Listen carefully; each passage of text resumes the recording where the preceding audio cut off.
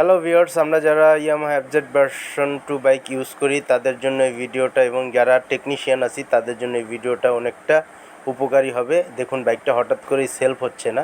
তো সেলফ না হওয়ার কারণে আমরা যেটা করলাম সেটা হচ্ছে, দেখুন এখানে একটা রিলে আছে, এটা হচ্ছে সেলফের রিলে। এই রিলেটা বাইকের প্রবলেম দেখা দিছে। বাইকের চাপা, কন্ট্যাক্ট সুইচ, ইভেন আপনার ব্যাটারি, সেলফ সব কিছু ওকে আছে। তো আমরা এটা জাস্টিফাই করে দেখলাম যে এটা সেলফের কন্ট্যাক্টে যে রিলেটার সমস্যা। তো আপনাদের বাইকে এরকম সমস্যা হলে অনেক অল্প খরচে সমাধান করে নেবেন। কোথাও কোনো সমাধান না পেলে অবশ্যই এই রিলেটা চেক করে নেবেন। দেখুন, আমরা বাইকটা এখন স্টার্ট দিতেছি, প্রতিটা টোকায় টোকায় স্টার্ট হবে, খেয়াল করুন।